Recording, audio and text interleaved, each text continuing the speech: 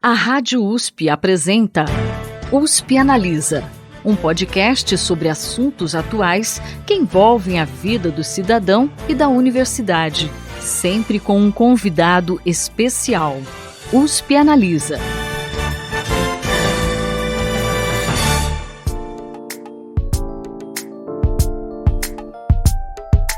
Há quase 3 anos, a expressão pandemia de Covid-19 tem feito parte do dia a dia de todo mundo. Embora ela ainda não tenha terminado, como mostram os aumentos de casos em vários países, incluindo o Brasil, em virtude de novas subvariantes do vírus SARS-CoV-2, o USP Analisa discute o legado dela para a ciência e para a sociedade e as perspectivas para o futuro. Quem conversa conosco é o professor da Faculdade de Medicina de Ribeirão Preto da USP, Benedito Lopes da Fonseca. Professor, seja muito bem-vindo novamente ao USP Analisa. Obrigado, Thaís. Obrigado pelo convite. Professor, que aprendizados a pandemia de Covid-19 trouxe para a ciência brasileira e também para a sociedade de uma forma geral? Olha, eu acho que a gente pode colocar de uma maneira positiva e de uma maneira negativa. Eu acho que das maneiras positivas que a gente tem foi que rapidamente se descobriu maneiras de tentar conter o avanço da pandemia. Então, os estudos mostraram muito rapidamente, por exemplo, que o uso de máscara era importante, que o uso de uma higienização das mãos, seja com água e sabão ou com o álcool gel, era importante. Mesmo, infelizmente, o isolamento social, a gente não fazer uma aglomeração, isso logo ficou evidente, mas isso tudo tem muito a ver com o tipo de transmissão da Covid-19, do vírus que causa a Covid-19. Então, eu acho que isso, de uma maneira inicial, foi muito importante, foi rapidamente definido, então esse é um ponto positivo. O outro ponto positivo foi a importância das vacinas, Então, o que a gente vê é que rapidamente se produziu uma vacina contra o vírus, Na verdade, foram várias, Foram feitos ensaios clínicos de uma maneira extremamente rápida, se teve resultados rápidos e não há dúvida nenhuma de que a vacina teve um impacto muito grande na contenção da progressão da doença. Então, eu acho que essa foi outra coisa bastante importante. Eu acho que uma das coisas que foi importante também foi a mobilização dos sistemas de saúde. Então, rapidamente se teve uma mobilização de hospitais com o próprio sistema de saúde dos municípios e dos municípios com as unidades distritais e com os estados.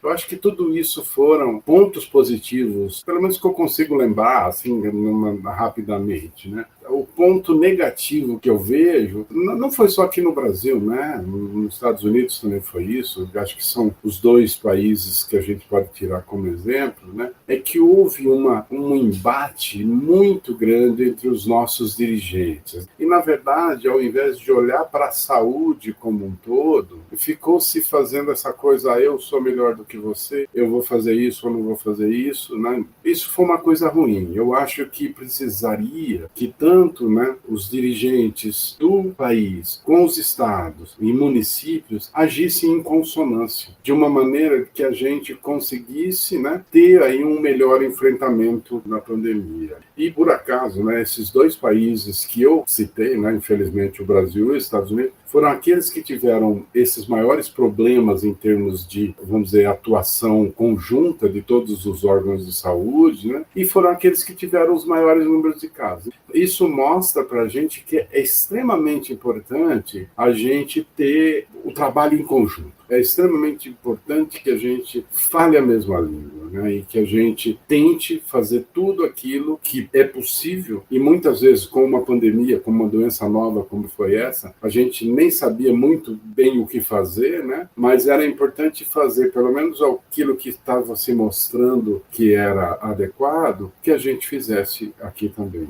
E, infelizmente, no nosso quintal aqui, isso não aconteceu. Mas eu acho que é um aprendizado também. É um aprendizado de que numa próxima pandemia, eu espero que isso não aconteça, mas vai acontecer, infelizmente, a gente leve esse aprendizado adiante e a gente trabalhe de uma maneira melhor do que a gente trabalhou na pandemia, no enfrentamento dessa pandemia, apesar de que, sinceramente, do nosso ponto de vista, acho que dos profissionais de saúde, a gente fez o que pôde, né? Teve um impacto muito grande nos profissionais de saúde essa pandemia.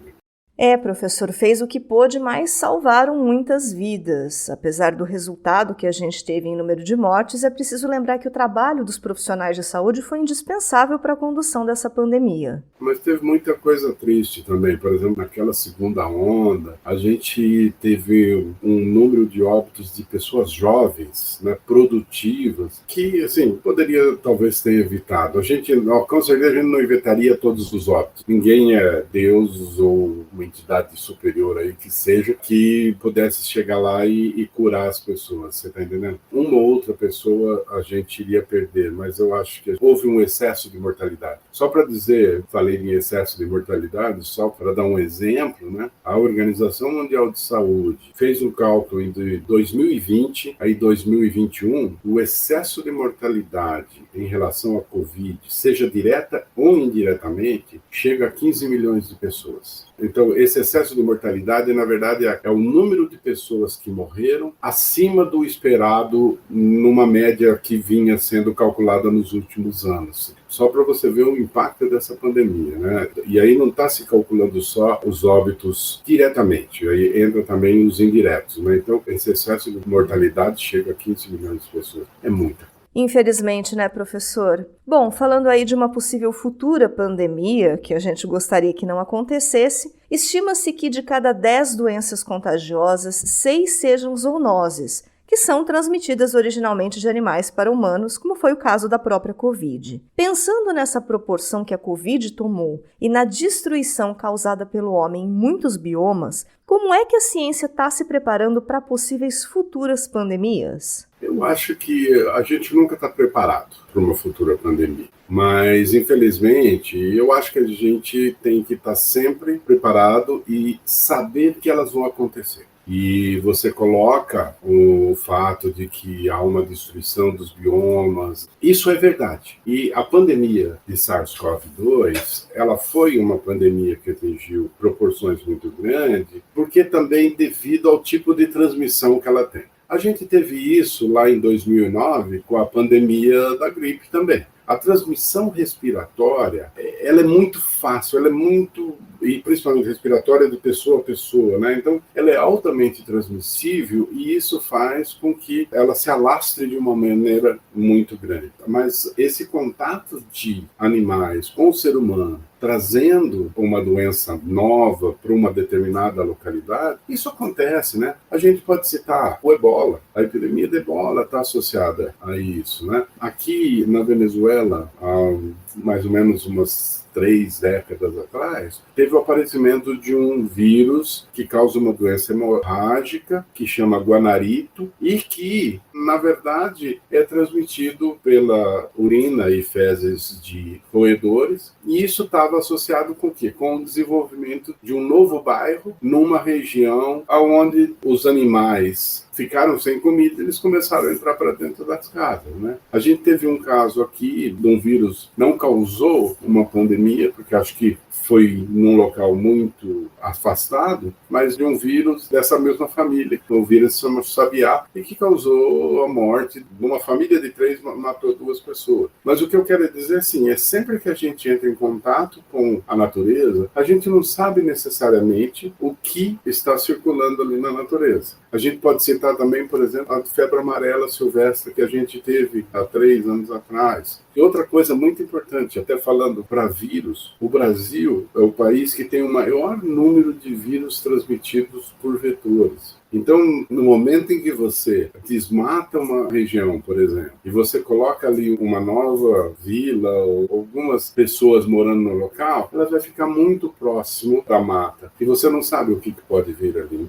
Isso eu estou colocando aqui no nosso quintal. Mas, por exemplo, você pega na África, o meio ambiente é diferente. Aí você pega na Ásia, tem muito esse contato também com outros animais, né? Por exemplo, a influenza pode infectar porcos, ela pode infectar aves e ela pode infectar o ser humano. E, no fundo, aí você talvez pegar uma conjunção das 3 influenzas aí, você produz um vírus novo e você tem uma pandemia. Mas, de qualquer forma, assim, a gente deveria colocar algumas situações de saúde pública que impedisse esse contato tão próximo. Mas isso é impossível. É impossível até no sentido de prover local para as pessoas morarem ou até mesmo alimentação. Mas eu acho que uma das coisas que aconteceu com a Covid e que foi um ganho foi aquilo que eu mencionei anteriormente, uma inter-relação dos sistemas de saúde, inclusive tanto da parte clínica com a parte laboratorial. Do ponto de vista, por exemplo, de determinação de variantes de outros vírus, isso nunca aconteceu antes, né? Com a Covid, o desenvolvimento das técnicas de sequenciamento genético teve um avanço muito grande. Por isso que a gente tem essa chuva de informações aí das novas variantes e a gente consegue definir que existe uma nova variante circulando numa determinada região e isso explica, né, por que a gente está tendo a Covid, né? Então, mas eu tive Covid 2 vezes, eu tive Covid 3 vezes, sei lá. É porque foram variantes diferentes, mas a gente só saberia disso se a gente sequenciasse. E é o que a gente está fazendo. Então, essas foram algumas coisas que a ciência se preparou. E eu acho que hoje talvez seja até mais fácil, né? Porque a gente tem condição de um material até que a gente não saiba qual é o micro-organismo que está ali, e você consegue sequenciar o que está ali numa amostra de sangue, urina ou de secreção respiratória, o que seja, e aí você joga num banco de dados e tenta descobrir qual é o patógeno que está causando a doença. Isso ajudou bastante e eu acho que esse vai ser um ponto que vai ajudar em muito no enfrentamento de possíveis pandemias que a gente venha a ter.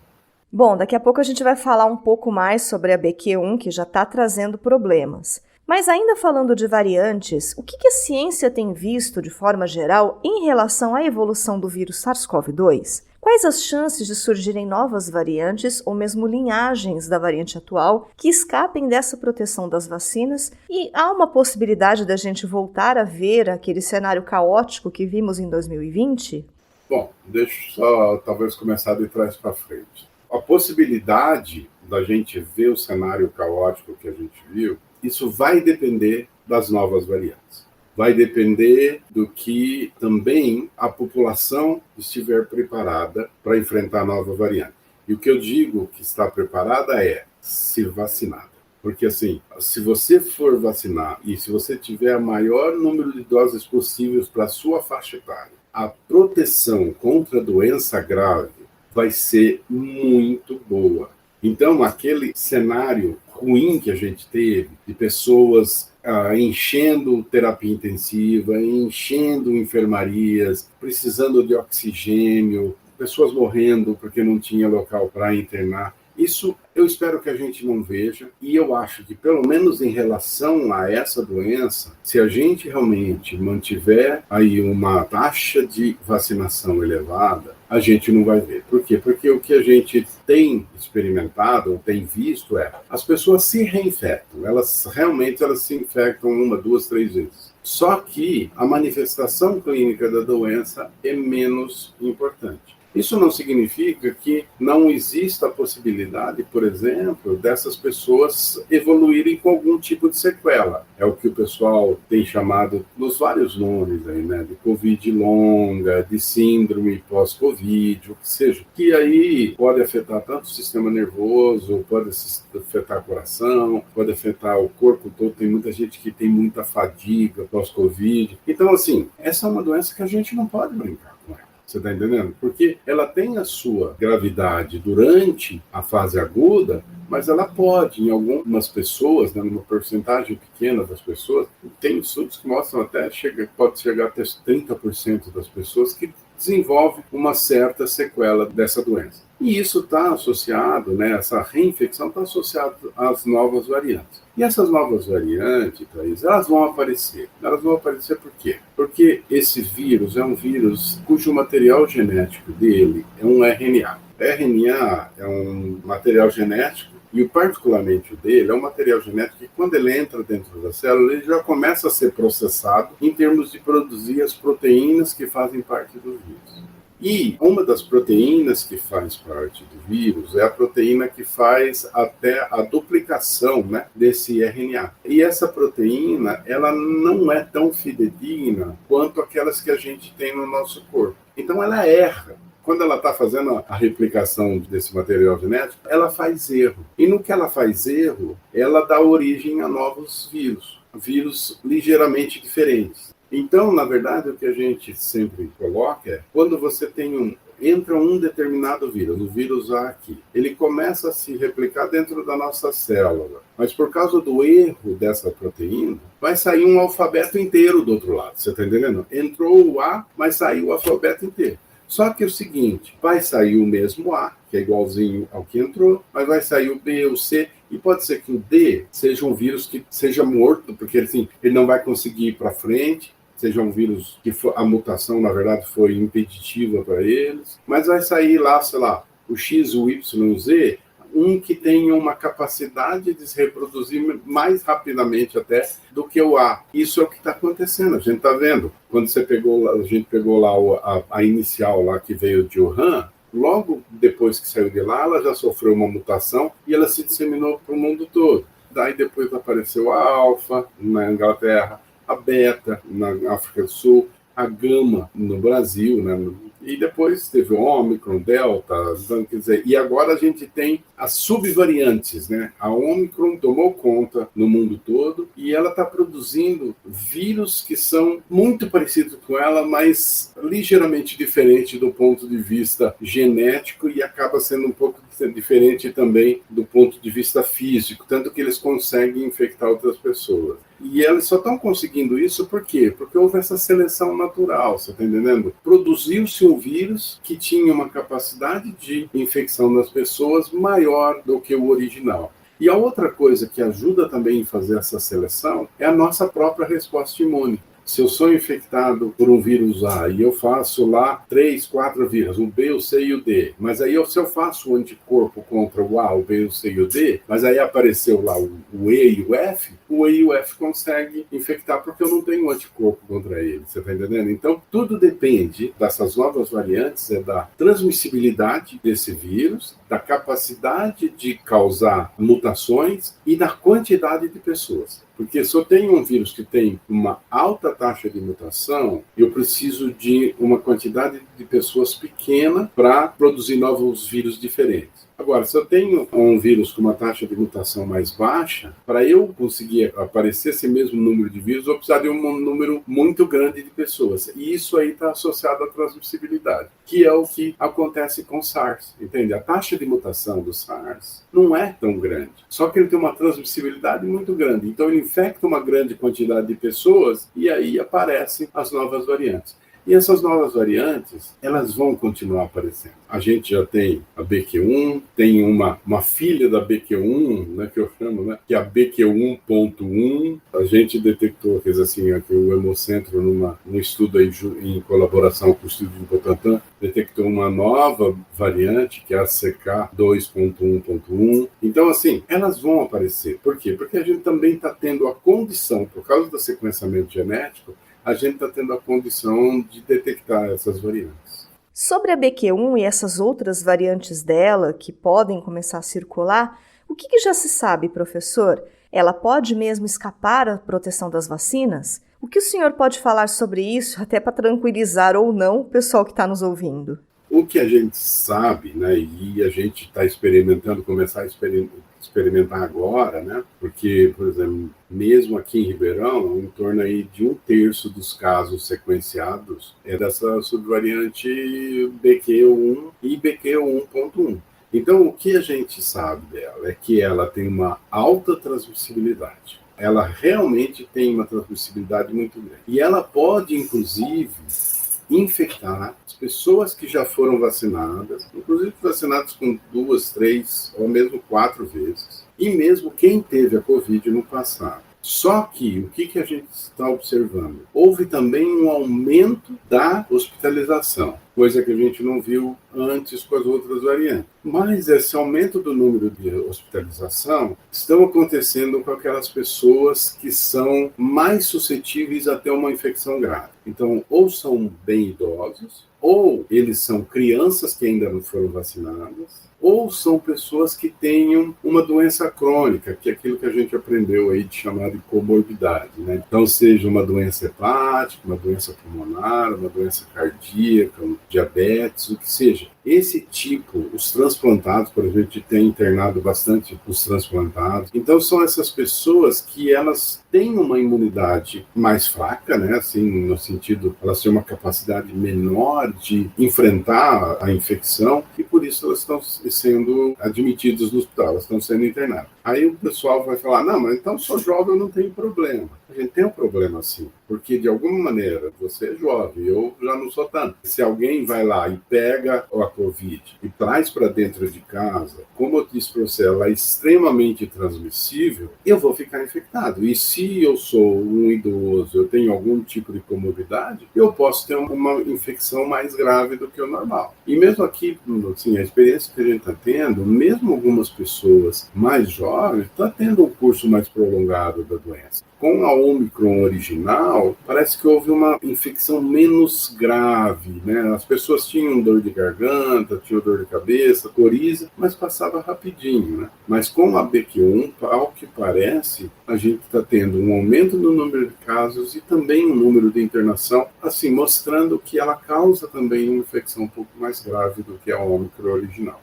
E como o senhor comentou, professor, falando aí sobre a condução da pandemia pelo governo não só dos Estados Unidos, mas também do Brasil, no caso do governo Bolsonaro, essa condução foi bastante questionada por diversos segmentos da sociedade, incluindo cientistas, e agora a gente está tendo uma troca de gestão. Que medidas no curto e médio prazos essa próxima gestão do Ministério da Saúde precisa tomar para sanar esses danos que essa doença trouxe ao país ou para evitar que novos picos tragam mais problemas? Eu acho que a principal medida aí que tem que ser tomada é a disponibilização de vacinas. Não existe outra maneira mais eficaz da gente diminuir a circulação desse vírus e mesmo de diminuir o impacto que esse vírus tem na saúde pública no Brasil, e no SUS em particular, é realmente incentivar a vacinação e prover vacinas. Não adianta falar, tem que vacinar a partir dos 6 meses de idade, mas se não tem vacina. Então, tem que se comprar as vacinas, tem que se fazer esse esforço aí de disponibilizar as vacinas para que a gente consiga ter um controle melhor da doença, né? Obviamente, outras coisas é a própria melhoria das outras vacinas também. Com isso, a gente melhoraria, por exemplo, algumas outras infecções respiratórias. Quando eu falo da vacina, obviamente a gente está tratando de Covid, mas eu penso também em melhorar a cobertura vacinal de todas as outras doenças. Eu acho que isso seria muito importante. A outra coisa importante é a divulgação. A gente não pode deixar de divulgar o que está acontecendo. Então, se está aumentando o número de internações, se está aumentando o número de óbitos, a gente precisa divulgar isso e divulgar isso nos grandes veículos de comunicação. Obviamente, aí depois, talvez passar para as mídias sociais aí, e aí também isso fazer uma divulgação maior, né? Mas, particularmente, isso não pode ficar escondido. Então, a divulgação é muito importante. E eu acho que, finalmente, hoje, por exemplo, a gente tem 2 medicações, uma delas é bem melhor do que a outra, no tratamento das infecções graves. Essa seria outra coisa, mas aí depende do governo, porque a gente não tem a produção local, assim como as vacinas, a gente não tem a produção local, e depende muito do governo de comprar essas medicações. Então, de novo, como é uma doença que tem um impacto social muito grande, o novo governo vai ter que ter realmente um olhar bem diferenciado no sentido de criar estratégias para que a gente consiga diminuir o impacto à saúde pública por essa doença. Seja no sentido de prevenção, né, com a vacina, ou mesmo até no sentido de tratamento, de também fornecer tratamentos adequados para quem está tendo uma infecção grave. E com isso você diminui a mortalidade.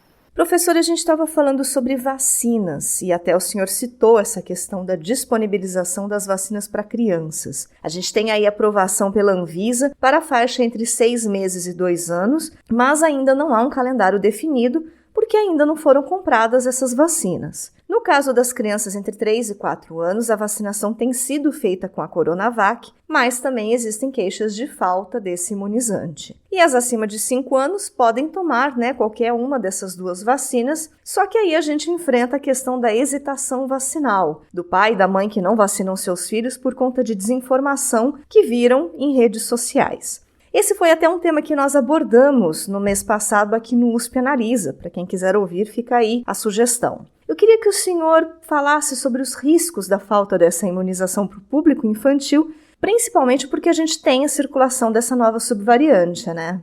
Eu acho que a primeira coisa é isso, né? A gente até tocou um pouco nesse assunto anteriormente. Está acontecendo um aumento no número de casos e até mesmo de internações de crianças infectadas pelo SARS-CoV-2, pela BQ1. Então, essa é a primeira coisa. Se está existindo internação, é porque ela está causando uma doença um pouco mais grave do que o habitual, do que a gente esperaria em crianças. Então, esse é um ponto importante. E o ponto importante é, a vacina vai causar muito menos dano do que uma infecção natural. É importante a gente lembrar, existem efeitos adversos às vacinas? Sem dúvida, existem. Mas eles estão ali na casa de 1 para 1 milhão, algumas vezes até mais. Enquanto que os efeitos mais graves de uma doença, eles podem chegar em 1 para 50, 1 para 100. É uma ordem de grandeza muito grande em termos de acometimento grave numa criança, né? Em relação... eu estou falando aqui em criança, mas a gente pode generalizar para todas as faixas etárias. Mas particularmente, como a gente está falando de hesitação vacinal, é muito aí para criança.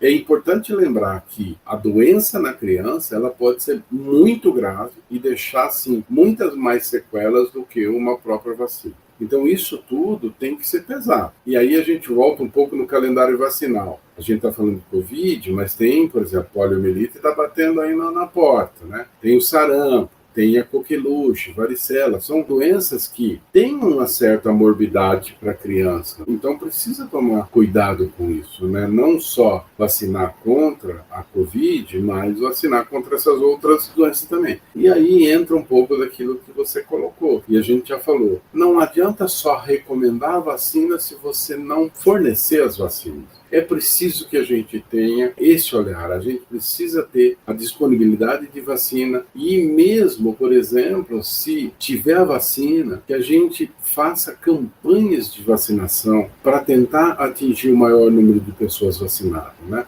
Esse vírus é um vírus respiratório. Muitas vezes ele causa mais uma imunidade local do que uma imunidade sistêmica. Quem vai realmente induzir uma imunidade sistêmica é a vacina. Então, por isso que até quem teve Covid fala, melhor eu ter Covid do que eu me vacinar. É uma besteira, porque a imunidade por esse vírus, particularmente esse vírus mais recente, que a gente não tem um comprometimento sistêmico muito importante, né? A resposta imune global do nosso organismo, ela é muito deficiente se não for pelas vacinas. A imunidade dada pelas vacinas, ela é muito melhor do que aquela que a gente adquire por uma infecção, particularmente por uma infecção leve. Uma infecção grave, aí você tem a viremia, o teu organismo ele entra em contato com o vírus de uma maneira muito mais intensa, então ele monta uma resposta mais potente. Mas se você tem só uma manifestação respiratória frustra aí, pouca, a resposta imune vai ser muito deficiente contra novas infecções.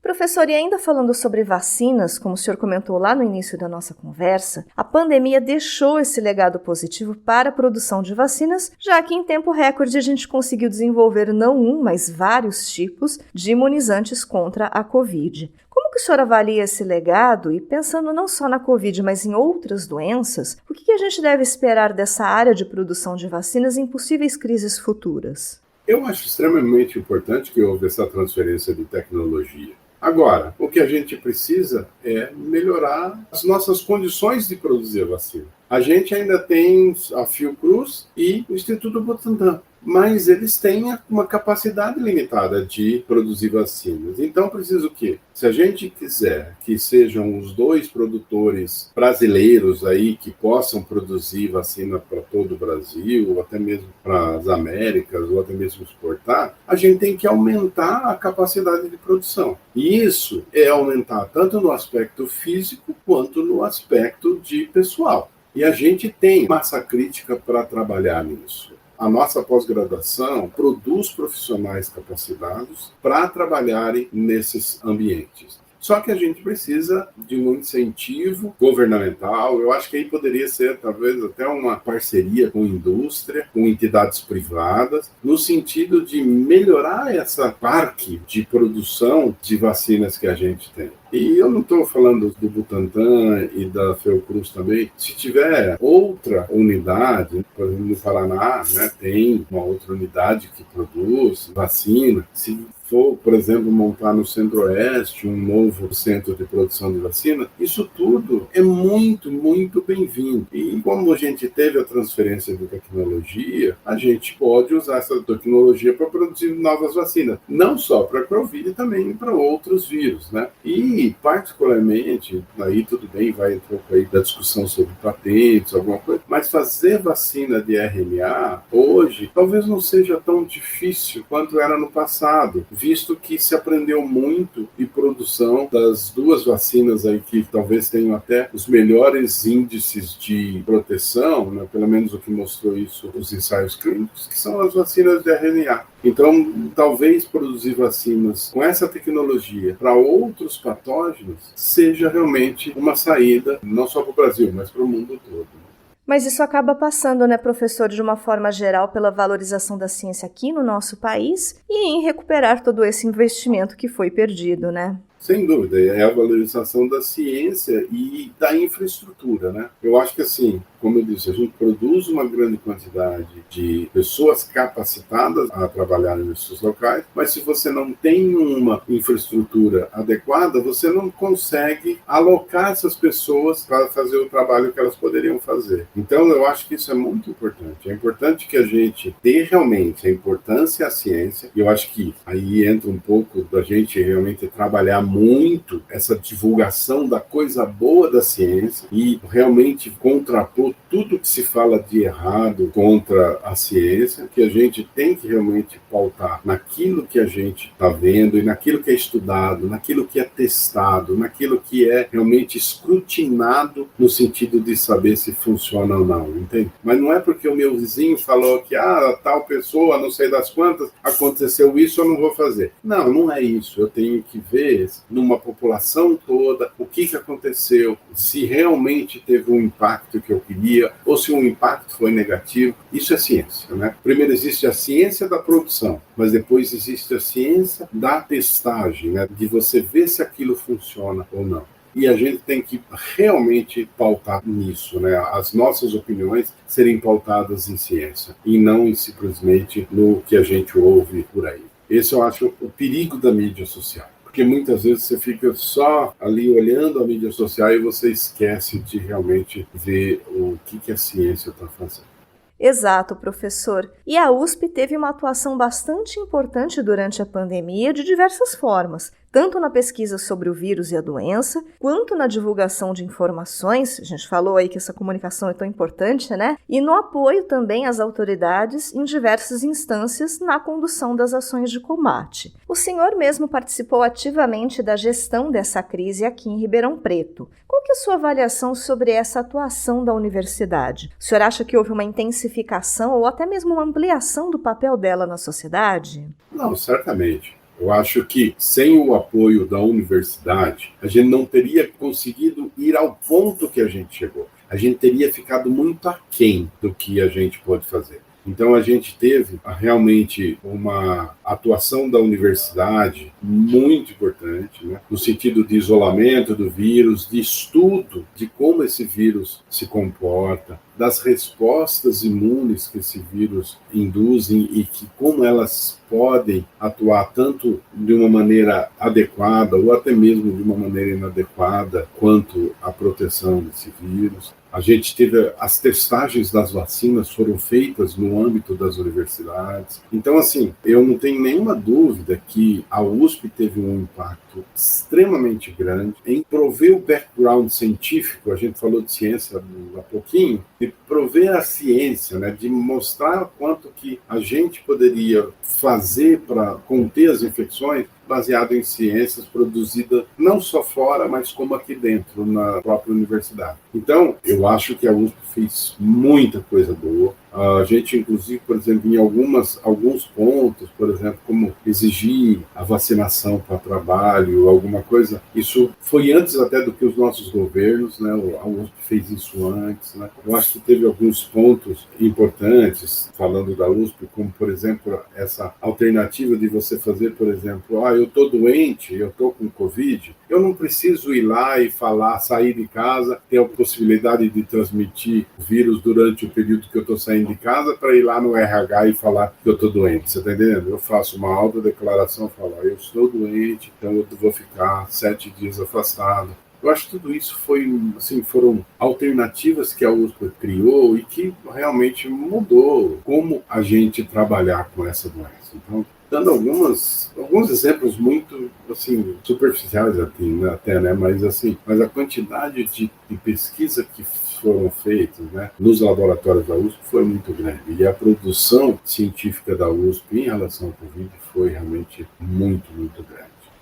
Ainda falando sobre a atuação da USP durante a pandemia, internamente a gente teve até a criação de uma comissão assessora de saúde, da qual inclusive o senhor fez parte. Essa comissão acompanhou a evolução da pandemia dentro da comunidade USP e também externamente, além de exigir a vacinação para docentes, funcionários e alunos, o uso de máscaras, entre outras medidas sanitárias. O senhor acredita que isso traz aprendizados para crises sanitárias futuras dentro da universidade? E como está sendo o trabalho dessa comissão atualmente?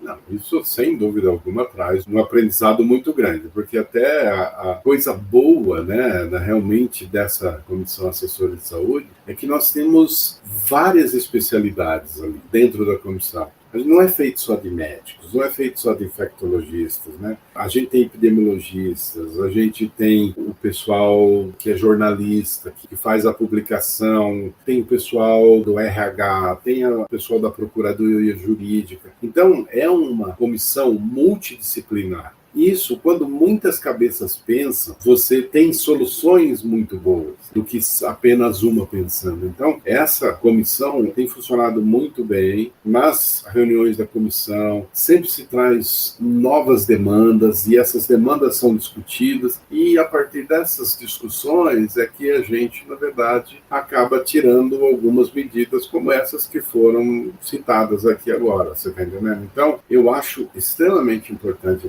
que essa comissão foi criada, porque a partir dela que a gente conseguiu tirar algumas decisões que realmente melhoraram aí até mesmo a transmissão da Covid dentro dos ambientes da USP.